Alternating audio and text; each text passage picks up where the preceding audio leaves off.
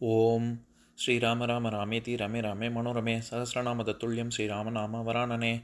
உலகம் யாவையும் தாமுழா வாக்கலும் நிலைபெறுத்தலும் நீக்கலும் நீங்களா அழகிலா விளையாட்டுடையார் அவர் தலைவர் அன்னவர் கேசரன் நாங்களே. எத்திர எத்திர ரகுநாத கீர்த்தனம் தத்திர தத்திர கிருத்தமாஸ்தகாஞ்சலிம் வாஷ்பவாரி பரிபூர்ணலோச்சனம் மாருதிம் நமது ராட்சசாந்தகம். அஞ்சிலே ஒன்று பெற்றான் அஞ்சிலே ஒன்றை தாவி அஞ்சிலே ஒன்று ஆறாக ஆரியர்க்காக ஏகி அஞ்சிலே ஒன்று பெற்ற அணங்கை கண்டு அயலாரூரில் அஞ்சிலே ஒன்றை வைத்தான் அவன் எம்மை அழித்துக் காப்பான். இன்னைக்கு நம்ம கம்பராமாயணத்துல பாலகாண்டத்துல தாடகை வதை படலத்துல 19வது பாடல் பார்க்க போறோம். உள்ளிய காலையின் ஊழி தீயையும் எள்ளுரு கொழுங்கணல் எரியும் வெஞ்சுரம் தெள்ளு தன் புனலிடை சேரல் ஒத்தது வள்ளலும் முனிவனை வணங்கி கூறுவான். இதான் பாட்டு. இப்ப பதம் பிரிச்சு பொருள் பார்க்கலாம்.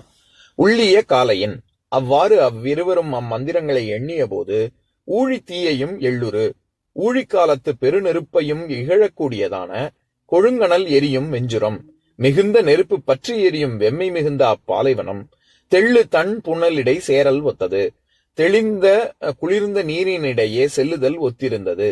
அப்போது வள்ளலும் முனிவனை வணங்கி கூறுவான். ராமபிரானும் அம்முனிவனை வணங்கி கூறலுற்றான். இப்ப நம்ம இந்த பாட்டுல இருக்கக்கூடிய நயங்களை பார்க்கலாம். உள்ளிய காலையின் அப்படின்னு வர்ற இடத்துல காலை அப்படிங்கிறது காலம் அப்படிங்கிற பொருள். அதனால அப்படி அவ்வாறு அந்த மந்திரங்களை நினைத்த காலத்தில் அப்படின்னு பொருள் கொள்ளணும். அதே மாதிரி ஊழி தீயையும் எள்ளுரு அப்படிங்கிற இடத்துல ஊழி தீ அப்படிங்கிறது நம்ம ஏற்கனவே வடமுகாக்னி அப்படின்னு பார்த்தோம்ல, அதாவது யுக முடிவுல வரக்கூடிய தீ. அதனாலதான் ஊழி அப்படிங்கிறதே யுக முடிவு குறிக்கும். அதாவது இதோட வேர்ச்சொல் ஊழ் அப்படிங்கிறது. ஊழ்னாலே ரொம்ப நீண்ட நெடுங்காலம் அப்படின்னு அர்த்தம், ரொம்ப பழமையானது அப்படின்னு. அதனாலதான் நீடூழி வாழ்க அப்படின்னு சொல்றோம் நம்ம. அது நீடூடி வாழ்க இல்ல, நீடு ஊழி வாழ்க, ஊழிக்காலம் வரை வாழ்க அப்படின்னு பொருள். அதனாலதான் அது பழவினையையும் குறிக்கும். அதாவது நம்ம கர்ம வினை. ஏன்னா நம்ம கர்ம வினை பயன் பல ஜென்மங்களுக்கு தொடர்ந்து கொண்டே இருக்கும்ல. அதனாலதான் திருக்குறள்ல ஊழ் அப்படிங்கிற அதிகாரத்துல இறுதி குறள்ல இவர் திருவள்ளுவர் என்ன சொல்லியிருப்பாரு, ஊழிர் பெருவலி ஆவுள மற்றொன்று சூழினும் தான் முந்துரும் அப்படின்னு. அது அதுதான் இருக்கிறதுலே ரொம்ப வலிமையானது அப்படின்னு. அதனால அது பழ வினையையும் குறிக்கும். அதை தவிர அந்த அந்த வினை கொடுக்கக்கூடிய பயன், வினை பயனையும் குறிக்கும். இதெல்லாம் தவிர இந்த வினைப்பயன், அதாவது நம்ம சனாதன தர்மத்தின் அதுல தோன்றிய சமயங்கள் எல்லாத்துலயுமே வினைப்பயன், அந்த வினைப்பயன் வினை தத்துவத்தின் அடிப்படையில தான் எல்லாமே அமைஞ்சிருக்கு.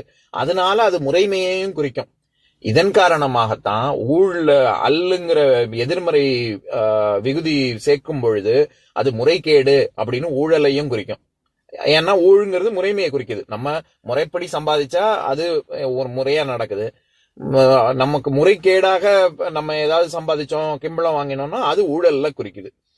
இதை தவிர குணத்தை குறிக்கும். ஏன்னா நம்ம போன ஜென்மத்து வாசனை அப்படின்னு சொல்லுவோம்ல, இப்போ இவன் போன ஜென்மத்து வாசனை அதனால இப்படி இருக்கான் அப்படின்னு. அந்த குணம் கூட அந்த ஊழின் காரணமாக அமைகிறதுங்கிறதுனால குணத்தையும் குறிக்கும். இதை தவிர முதிர்ச்சியை குறிக்கும். அப்புறம் யுக முடிவுன்னு இப்ப இங்க நம்ம இந்த பாடல்ல பாக்குறோம்ல, அந்த மாதிரி முடிவையும் குறிக்கும்.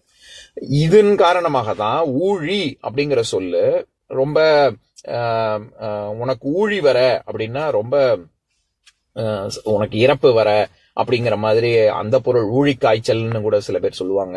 ஒரு ஊழி நோய் அப்படின்னா ரொம்ப மோசமான நோய் அப்படின்னு. இந்த இடத்துல ஊழி அப்படிங்கிறது யுக முடிவை குறிக்குது.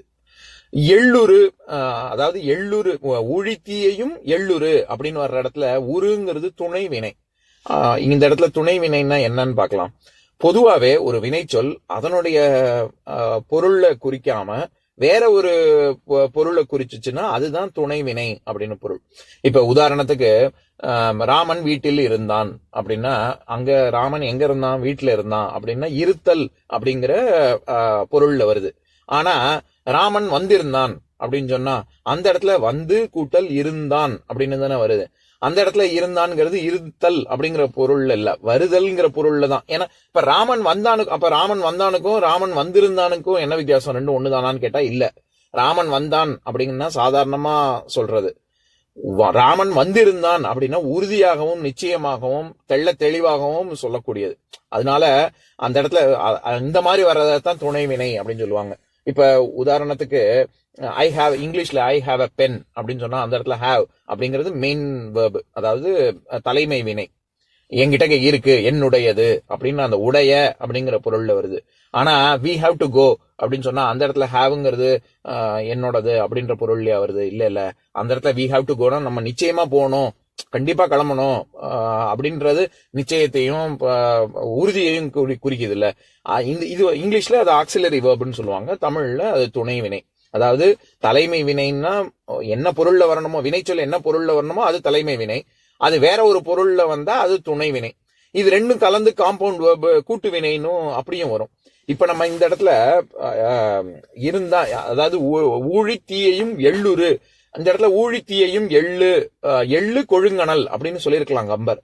ஆனா உரையாசிரியர்கள் என்ன சொல்ல வராங்க, கம்பர் அந்த இடத்துல நிச்சயமாக அது ரொம்ப சிறப்பிச்சு சொல்லணும், ஊழித்தீயையும் விட அதை ஊழித்தீயே நகைக்கும்படியாக இந்த பாலைவனம் வெம்மையாக இருக்கிறது அப்படின்னு சிறப்பிச்சு சொல்லணுங்கிறதுக்காகத்தான் அங்க உருங்கிற வார்த்தையை சேர்த்திருக்காரு அப்படின்னு சொல்றாங்க. ஏன்னா உருதல், நான் ஏற்கனவே சொல்லியிருக்கேன், இது சால உரு தவ நனி கூர் கழி மிகல், அது எல்லாமே மிகுதியை குறிக்கும், அடைதல் மிகுதல் அப்படிங்கிற பொருள். ஆனா அந்த பொருள்ல வரல. இந்த இடத்துல ஊழித்தீய கூட ரொம்ப நகைப்புக்கு உள்ளாக்கக்கூடியதாக இருக்கு அப்படின்னு சிறப்பிச்சு சொல்றதுக்காக அப்படி வந்திருக்கு அப்படின்னு சொல்றாங்க. இதுல கொழுங்கணல் அப்படின்னா ரொம்ப கொழுமையான, கொழுந்து விட்டு எரியும் கணல் அப்படின்னு அது ஒரு பண்பு தொகை. அதே மாதிரி தெள்ளு தன் புனலிடை சேரல் ஒத்தது அப்படின்னு வர இடத்துல தெள் தன் அப்படின்னு நடுல ஊ சேர்ந்திருக்குல்ல, அது சாரியை. தெள்ளு தன் புனலிடை, ரொம்ப தெளிந்த நீரை கொண்ட ஒரு புனல் நடுவுல செல்லக்கூடிய, சேரல் அப்படின்னா செல்லுதல் அப்படின்ற பொருள். அதாவது என்ன, கம்பர் இந்த பாட்டின் மூலமா என்ன சொல்ல வராரு, இவங்களுக்கு போன பாட்டுல பலா அதிபலாங்கிற மந்திரத்தை சொல்லி கொடுத்தாருல, அதன் காரணமாக ஊழித்தீயை கூட ஒரு நகைப்புக்கு உள்ளாக்கக்கூடிய வெம்மையை உடைய அந்த பாலைவனத்துல இவங்க போகும்போது இவங்களுக்கு அப்படியே குளிர்ந்த நீர்ல நடுவுல போற மாதிரி இருந்தது. இந்த மந்திரத்தின் ஆற்றல் அப்பேற்பட்டதாக இருந்தது. பாலைவனத்தினுடைய கொடுமை இவங்களுக்கு தோன்றவே இல்லை அப்படின்னு தான் சொல்ல வர்றாரு. வெஞ்சுரம் அப்படின்னு வர்ற இடத்துல வெம்மை கூட்டல் சுரம். நான் ஏற்கனவே சுரம்ங்கிறது ஜுவாலைங்கிற சொல்லில இருந்து வேர்ச்சொல்லில இருந்து வந்ததுன்னு சொல்லியிருக்கேன். அதுல ரொம்ப வெம்மையான சுரம் அப்படிங்கறதுனால அதுவும் பண்பு தொகை தான். தெள்ளு தன் புனல் இடை அப்படின்னு இடை, அது 7ஆம் வேற்றுமை உருபு. அந்த தெள்ளு தன் புனலின் கண், அந்த இடத்தில் அப்படின்ற பொருள். இப்ப நான் பாட்டை இன்னொரு தடவை படிக்கிறேன், கேளுங்க. உள்ளிய காலையின் ஊழி தீயையும் எள்ளுரு கொழுங்கணல் எரியும் வெஞ்சுரம் தெள்ளு தன் புனலிடை சேரல் ஒத்தது வள்ளலும் முனிவனை வணங்கி கூறுவான். இன்னொரு நாள் இன்னொரு பாட்டு பார்க்கலாம்.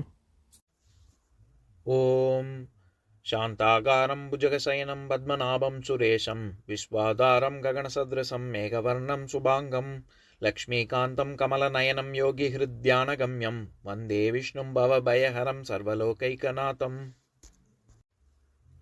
உம்பரோடு இம்பர்காரும் உலகம் ஓர் ஏழும் ஏழும் எம்பெருமான் என்று ஏத்தி இறைஞ்சி நின்று ஏவல் செய்ய தம்பியரோடும் தானும் தருமமும் தரணி காத்தான் அம்பரத்து அனந்தர் நீங்கி அயோத்தியில் வந்த வள்ளல். ஓம் பூர்ணமதః பூர்ணமிதம் பூர்ணாத் பூர்ணமுதஸ்யதே பூர்ணஸ்ய பூர்ணமாதாய பூர்ணமேவாவசிஷ்யதே. ஓம் சாந்தி சாந்தி சாந்திஹி.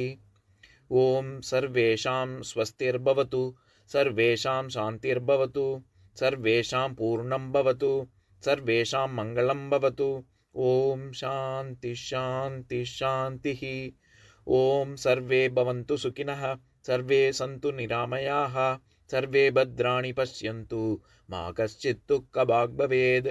ஓம் சாந்தி சாந்தி சாந்திஹி.